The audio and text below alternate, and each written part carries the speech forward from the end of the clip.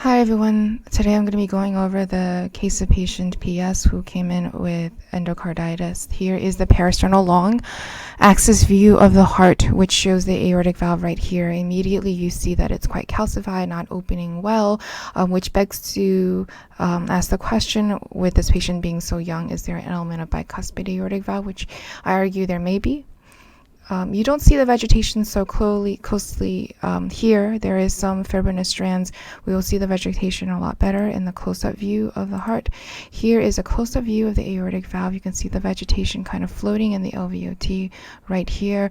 It looks very, very mobile, and I believe the text had measured it to be about 2 centimeters in length, which will sort of explain why the patient had so many septic emboli.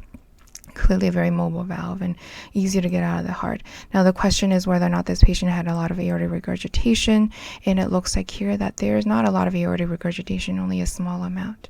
Now if we were to look at the short axis view of the heart, where we can see the aortic valve on short axis, not clearly bicuspid.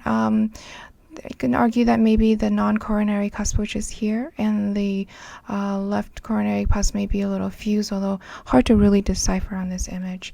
Just to orient you, this is the right ventricle, the right atrium, the left atrium, and the LVOT, with the pulmonary valve sitting perpendicular to the aortic valve here.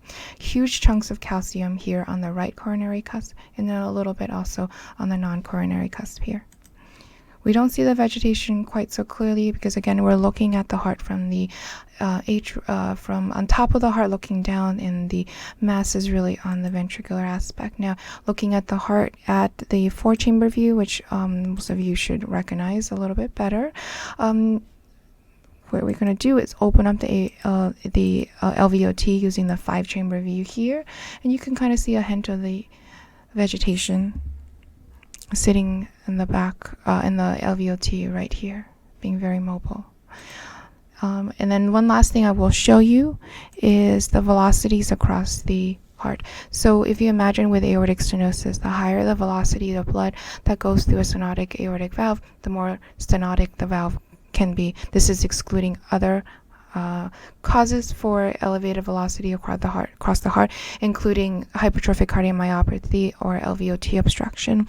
In this case, we can assume that the elevated velocities are possibly both from a hyperdynamic left ventricle as well as a stenotic aortic valve. So here we're getting velocities about above 300, which will correspond to a severe aortic stenosis. Texts have calculated the aortic valve area to be about, I think that's about 1.05, and I believe I got 1.18 during my calculations, which is consistent with a moderate aortic stenosis. Hope that was helpful.